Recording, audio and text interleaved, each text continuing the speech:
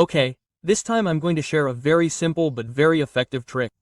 And this trick can be very useful for those cars that have the problem that when we turn on the air conditioning, the compressor starts making noise.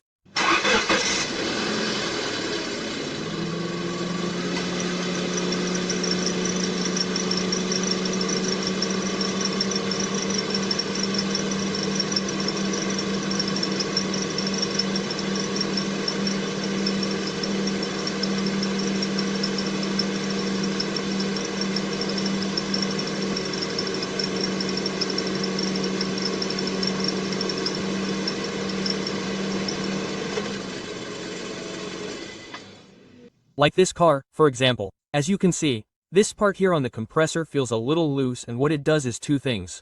One, it starts making a constant noise, and the other is that sometimes it doesn't engage or doesn't engage completely. The clutch starts to fail and doesn't always work, which is why sometimes it stops having drag and doesn't give us air conditioning. So, this trick is basically to solve these two problems. Initially, when the problem is simply that there is some noise due to vibration in this part, which, as we can see, this part is a little loose. If the problems are initially very occasional and are simply due to vibration, which is a very occasional noise that is only due to vibration, many times what we can try is to put a little DW40 here, in this part. And many times, if it's a slight sound and it's an intermittent sound only due to vibration, we can fix it with this. Sometimes it's temporary, sometimes it lasts a long time, but we can use WD-40. And if not, what's also very effective is silicone-based lubricant, like this one for example, which also works quite well for that type of noise caused by this type of compressor, when the problem is only the cover and the noise is caused only by vibration. Another very important point, and the first thing we have to do when we have this type of problem where the compressor is squeaking or making strange noises every time we turn it on, is to readjust the belt. Especially in these cases where the belt has a manual adjustment, it has to be readjusted, since many times over time the belt becomes loose, and if the belt is relatively loose it will squeak, that's almost certain. And the greatest stress on the belt, in the case of the belt that is moving the compressor, is when we activate the air conditioning, since the compressor has a lot of drag. So, if the belt is a little loose there, it will generally cause it to squeak. We will especially notice this when we put it in reverse. If we want to do the test and we have the program that the car is squeaking when we turn on the air conditioning, we have to press the brake and we have to put the lever in reverse. There we will notice if the squeaking increases when we put it in reverse and activate the air conditioning. It most likely means that we need to readjust the belt. This is very important and is what often causes this type of noise when the compressor is activated. So the first thing we have to do, and it doesn't cost us anything, this is for cars that have manual adjustment.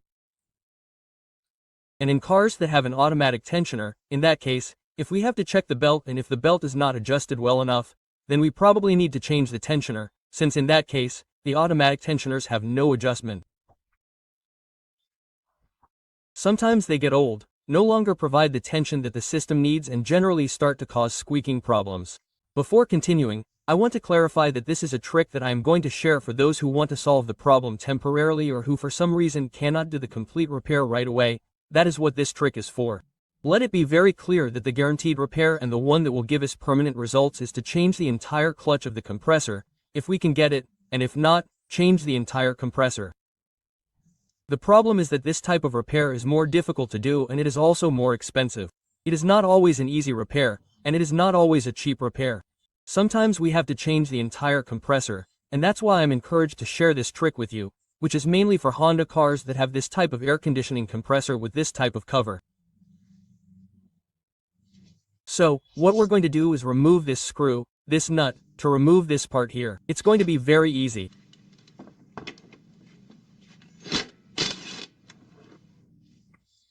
We have an impact wrench that's even better. So, we're going to remove this plate here. We're going to remove this disc. As you can see, in this case it's not completely destroyed, it may still have some life left in it, and that's what we're going to try to repair next. So, basically what we're going to do here is go to this part here and try to remove a washer that it has here. Although sometimes it's difficult to remove, but we're going to try to remove that washer that's here. The other thing we're going to do is give these contacts a good clean here with a small brush. We're going to give them a good clean here. We're going to knock down all those remains of ground iron that it has there. We're going to clean it as best we can.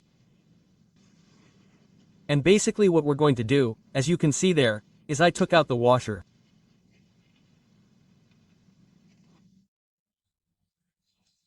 It's a small, very thin washer.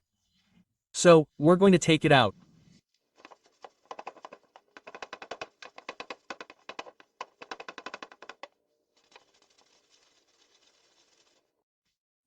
And well, after removing the small washer that was here, giving it a good cleaning, removing all the ground iron that was here, now we're going to proceed to put it back in. Some people lower it a little bit here, but that's usually when the problem is very advanced, and if we're going to do it, we have to be very careful, because if we overdo it, the clutch won't work properly, we could have problems, but in a case where we're going to change it, well, we can try. Generally, these 2 steps are more than enough when the problem is just starting. So, we're going to put it back where it was, just on the washer so that it exerts a little more pressure. With the debris that we removed and that small modification, that's usually enough. If we have an impact, we just have to tighten it with enough impact.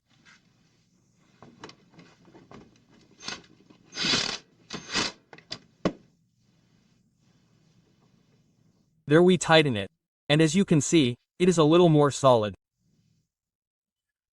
The cover is not completely fixed at all, it feels a little more stable and that is exactly what we want.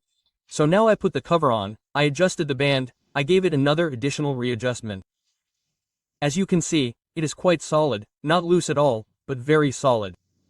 Not exaggerating, but very solid. As you can see, that is all the movement it has, nothing more. And I am going to start the car and we are going to see what happens.